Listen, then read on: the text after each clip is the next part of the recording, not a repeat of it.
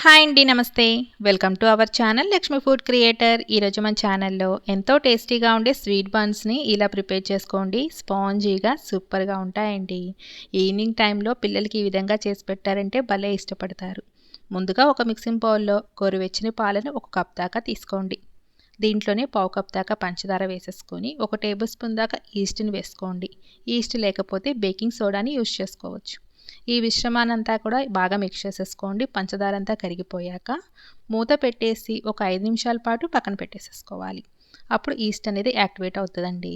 తర్వాత దీంట్లోనే చిటికెడంత సాల్ట్ని, 1 టేబుల్ స్పూన్ దాకా నూనెని వేసుకోండి. 1 కప్ దాకా మైదా పిండి జల్లించి వేసుకోండి. ఈ మిశ్రమాన్నంతా కూడా ఎక్కడెక్కడ పిండి ముద్దలు లేకుండా బాగా మిక్స్ చేసేసుకోండి. మిక్స్ చేసుకునేటప్పుడు మనకి ఎక్కడెక్కడ పిండి ముద్దలు అనేది అస్సలు ఉండకూడదు.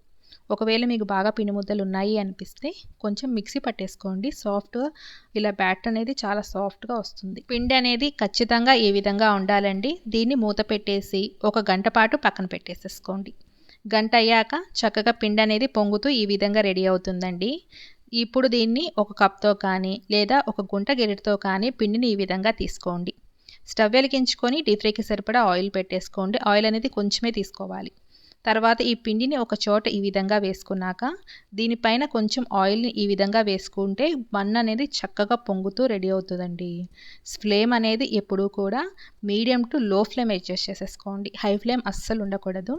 ఈ విధంగా మనం కొద్దిసేపటికి బన్ అనేది పొంగి ఈ విధంగా రెడీ అయిపోయాక ఇంకొక పక్కకి టర్న్ చేసేసుకోండి. తర్వాత మళ్ళీ పిండిని తీసుకొని ఇంకొక బన్నుని రెడీ చేసుకోండి. అటు ఇటు తిప్పుకుంటూ మంచి గోల్డ్ కలర్ వచ్చేదాకా జాగ్రత్తగా ఫ్రై చేసుకోవాలండి. ఒకదాని తర్వాత ఒకటి వేసుకుంటూ ఫ్రై చేసుకోండి. ఇలా ఒకదానికొకటి వేసుకుంటూ మంచి గోల్డ్ కలర్ వచ్చేదాకా ఫ్రై చేసుకోవడమే అండి. చాలా సింపుల్గా అయిపోతాయి. మనకు చూడడానికి కొద్దిగా హార్డ్గా అనిపిస్తాయి కానీ జస్ట్ 2 to 3 మినిట్స్లోనే బన్ అనేది పొంగుతూ రెడీ అవుతుంది.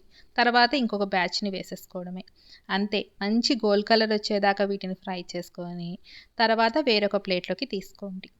అంతేనండి, ఎంతో సింపుల్గా స్వీట్ బన్స్ రెడీ అయిపోతాయి.